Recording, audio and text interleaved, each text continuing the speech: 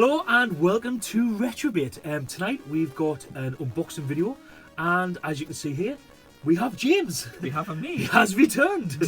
I don't know how long for, so I'm not going to promise anything. But over the last couple of weeks, things buying stuff has slowed down massively. So a lot of these things that I've got here are from Facebook and from a couple of the other YouTubers. One of them in particular I've been really looking forward to. I'm just hoping that it is what I think it is. Okay, I've got that one sorted then. So, James, what have you got to say? Have you got anything that you want to hit us with? Hi, I don't know. Hi, doesn't know. That's fine. That's fine. It's been a while. Yeah, it does take a while to get back into it. I feel like I'm more of a seasoned pro now because I just talk shite for, well, not for a living. I don't actually do anything for a living at the minute, but me both. One day I would love to. So, well, I'll tell you what. Let's just dive straight into them, and I'll have a little bit of a chat because you probably won't have a clue what they are. No. And we'll see how it goes from there. So, let's start at the beginning, and we've got this one here. So. Fragile. Get into this. Oh, it's very fragile.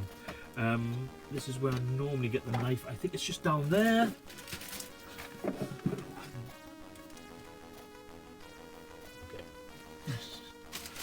Let's do it. It's a knife. That's a knife. So there we go. We're cutting into that box there. Tremendous cutting skills. I've got plenty of practice at this. And just as I was hoping, as probably many of you guys would know, there's bound to be a Hit Squad game in here somewhere, and this is Fun School for the over 8s, I think it is. Yep, for the over 8s, and as you can see, that's uncategorized. This is a game I will never play. Well, that's about your age group though, isn't it? It's definitely... It's a bit too high, that's why I'll never play it. Oh, well, yeah. This is the last one in the set that I need for all of the Amstrad games, for all the Amstrad Fun School games. So we've got the Amstrad, we've got the Commodore, we've done the Spectrum, so that's it put to bed now. We can move on from uncategorized. It is done, thank God. Yeah, never played this game before, never played it on any format. I'm trying not to. Yeah, that's about as far as I can go. I've got absolutely zero nostalgia for this one. It was probably a little bit more than what I would like to have paid for it, but I've not seen this one come up for a long time, and I've been waiting for a while. So they did accept my best offer from eBay, and yeah, so it is here now. Thankfully. You know, I used to play a game like this when I was at school, except it was on floppy disk. Was it fun? Was it fun? Was it called Fun School? No, it wasn't Fun School. Was it shit school? Was it a shit game at school? Well, when I was younger though, it was quite cool because I never played stuff like this. But it was all floppy disks when I was younger. We used to play the BBC Micro, and that was also floppy disks, and they were like about this big. Yeah. They were massive, these things. I remember we had a big, massive tray like this. I think these were with floppy disks. 5 1/4 inch discs. And we only had 2 games, and one of them you were working in a shop and you had to sell and buy stuff, which was obviously the maths game, and the other one was so bad I can't even remember it really. It was like a text adventure, but I've never been a huge fan of text adventures. Yeah, I do prefer a bit of a graphical. That's why Monkey Island for me was a huge game changer, or Leisure Suit Larry or Manic Mansion. Because, like, you know, they incorporated a different system rather than having to type it in. So I only play them from there. My Gremlins 2 on the Spectrum. Is that a text adventure? It's a text adventure. I'd probably hate it. I don't know. I'd give it a go. So he hated it too. So James is on the coffee tonight, and of course I'm on the pint of red wine in a Stella glass, which is very classy, I've been told. So thank you. Cheers, guys. Happy Friday, just in case I didn't timestamp the video. Yeah. Okay, let's move on, because we haven't got money. Knife. Knife. And let's give this a good old chop it into. Yeah, get into it. So guys, here we go, and yeah, this for me holds a lot of nostalgia actually. I first played it on the Commodore 64, probably in about 1990 or something like that. It's got one of the longest titles of any of the Commodore 64 games. I mean, you've got a couple like Jack Nicholson's Golf. It was golf clubs. And really, it's probably worth a bit. Is it Trivial Pursuit, the Genius Edition? In the hit squads anyway, those are probably the only two names that are any bigger or any longer than this one. And it has got possibly my favourite cover art of any of the hit squads. I do like the old Bob Wakeland stuff. This cover's not by Bob Wakeland, and I've looked everywhere to try and get a poster of it. If you know where you can get a poster of this game, then let me know in the comments below, please. So, this game is Escape from the Planet of the Robot Monsters. And this is number 47 on Amstrad. I've had extreme difficulty getting this game, but it's finally here. After securing the Spectrum game only a couple of weeks ago, I never thought anytime soon I'd be adding the Amstrad one. I've had a lot more trouble adding Amstrad games to the Hit Squad collection than I have Spectrum. So to add this one so close to that one and now have it on all three systems is brilliant. Kind of played it back in the day. It was more like I found like Degeneration, I think I was saying in the one where I picked up the Spectrum video. I have had a look for Degeneration on the Amiga, but we're pushing like £40–50 for a decent copy. In fact, there's more copies of the CD32 version than what there is of a normal Amiga version. And if you know how well the CD32 sold, then that really says how difficult it is to get. If we just have a quick look on the back, you'll see that it's absolutely identical to the Spectrum version. I always like to try and figure out which version or which platform is which on the back of there. Obviously the best looking one is the Commodore 64, and we don't know which one's the best. That one each other. That's what I used to think, but now I know better. Now I know that the Amstrad's normally the best looking version because you can't see it moving, and the Commodore one's the one in the middle, and the Spectrum is probably the one with the most playability. But that's you didn't hear that from me. Don't tell anyone. That's between me and you, okay? It's our little secret. So only a couple more things to go. So we'll start off with this one that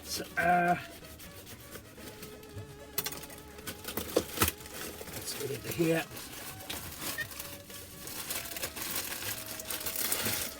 Some very good packing indeed.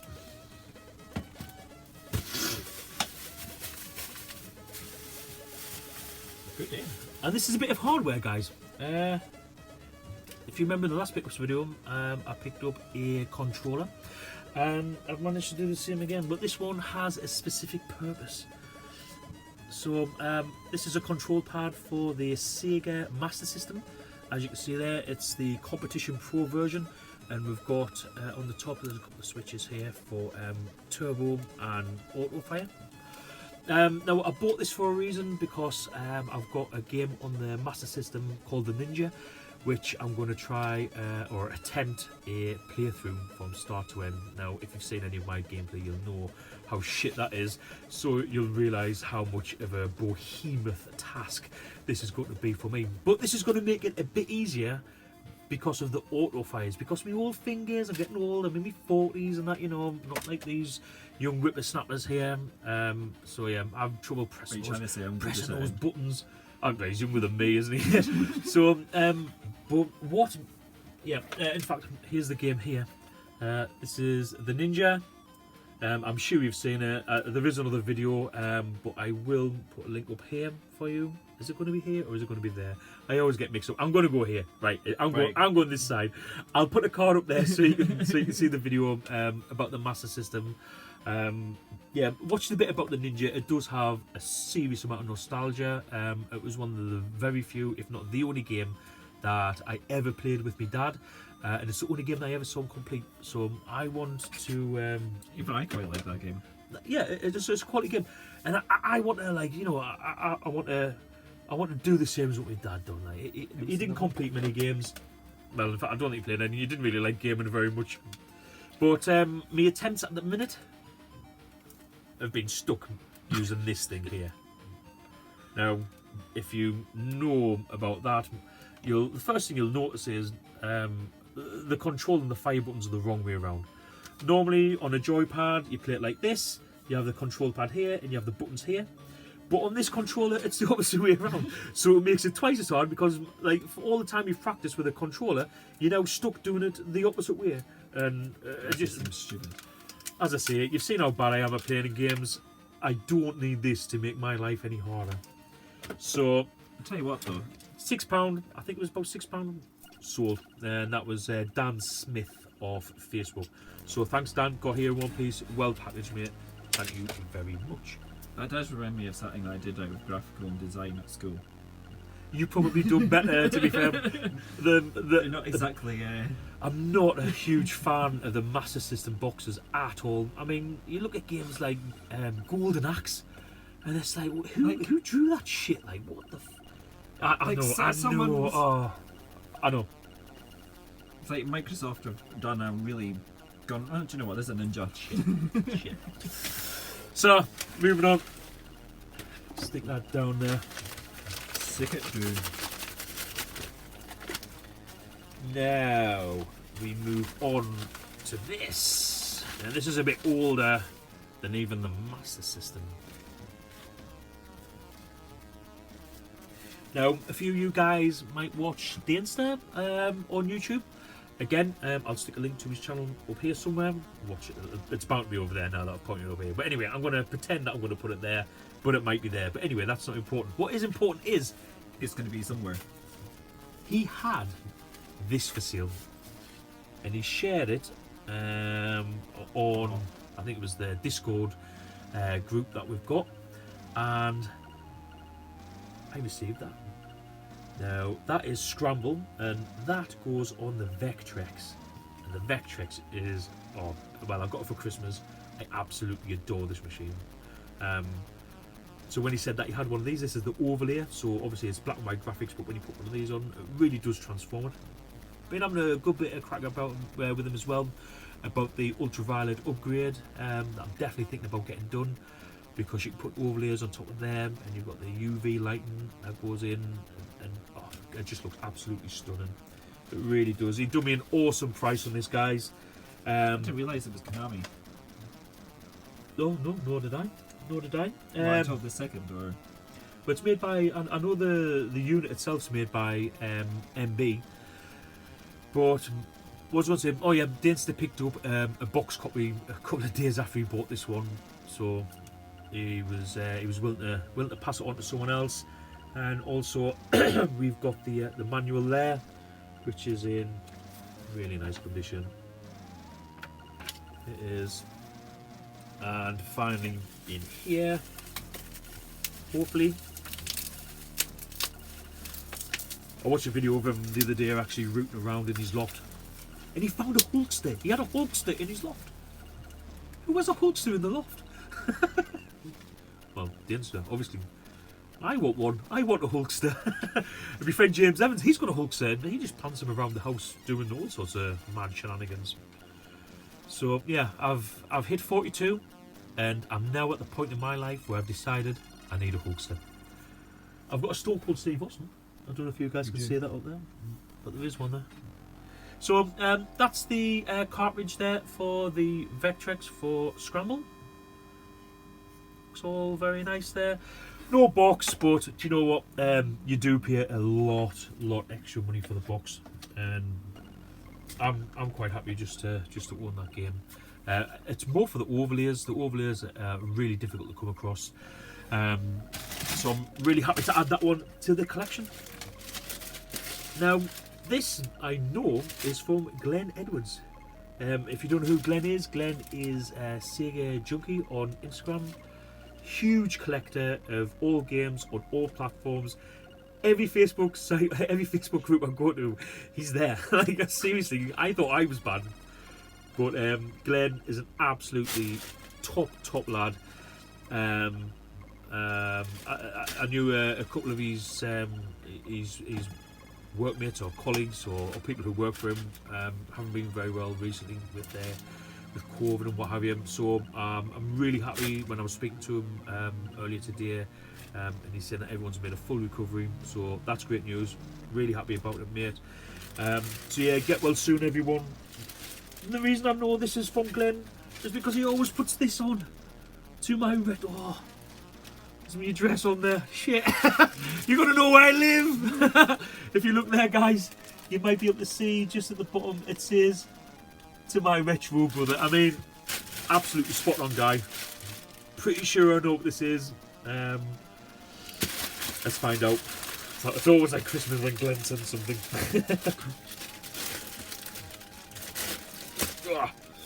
So, to my retro brother, enjoy, Glenn. So, we're going to go for the knife again.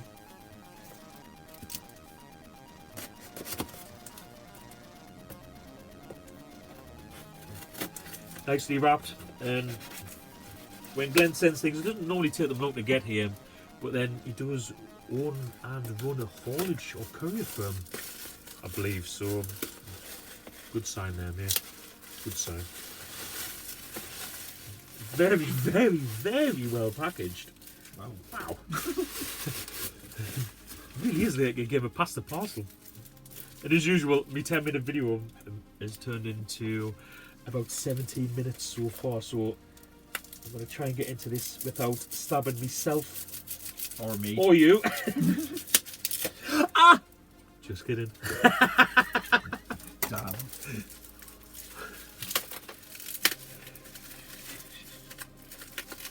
And Glenn has come up with the goods here. Definitely feels like a piece of tape media. So you're already kind of guessing. And you would be right. Because this game is, and without looking yet, I think it's going to be number 7 on the arcade collection. Or is it number 6? Being a Commodore fan, being a Commodore collector, and there was always a bit of shenanigans. I think it's number 7. We have movie number 7, Miami Vice, for the Amstrad. Now, Glenn had this as a spare and messaged me a few weeks ago, and he offered it up to me, you know, to send at his own cost and everything. So, yet again, yeah, thank you so much, Glenn. It's not the one I where... just don't know what else this. Honestly, this is about the 3rd or 4th time that he sent me a game, and I'm genuinely very happy to receive this one. Of course, it's a hit squad, so it's already on to a winner. But yeah, look at how cool that is at the front, guys. That just screams 80s. Look at that white suit. Oh my god. Is that the one that can give you a fit? Yes, it is. Yeah. Yes, it is.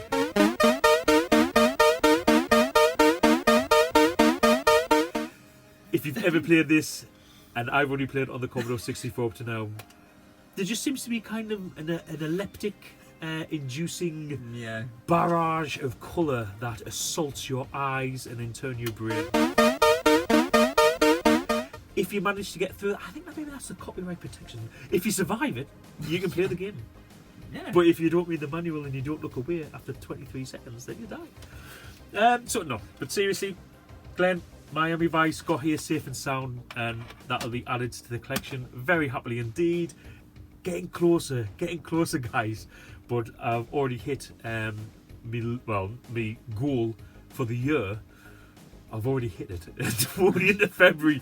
So anything from now on is a bonus, but we're just inching a bit closer, just inch by inch. We'll get there in the end. It's a long-term project. I might add in a couple of photos here. And that was the Commodore. And then I'll put another photo in here. That is the Spectrum collection. And last, because I know you don't want me to leave any out, this is where we're at with the Amstrad collection. There we go. That's brilliant. What do you think about that? It was alright. James is just wondering about the joys of editing and what I'm actually talking about here. But anyway, you kind of get used to that shit after a while. So, I understand. well, exactly. He's done this shit before. So, James, it's now open to you to say whatever you want. I know you've been building up for the last 20 minutes now. So, yeah. Well, I mean, if you've got nothing to say, we're gonna put the Amiga 1200 back on. I've just been recording a few videos about the Amiga because it has a huge nostalgia for me. Is there anything on the Amiga that you fancy playing? Don't really know many Amiga games. Even better. That means we can play all the games I like, and just tell you that that's the only games that there is really for the system. So yeah, that's it, guys. The short video turned into about 21 minutes long. So well, all I'm going to say is it's good night from Paul. And it's good night from James. So, thanks for watching RetroB8. If you enjoyed this and you really would like to subscribe to watch some more, just in case you miss any, then don't forget to press subscribe and even press the bell button, which means you'll get to find out immediately when any new content hits the internet. So, until next time, goodbye. Bye.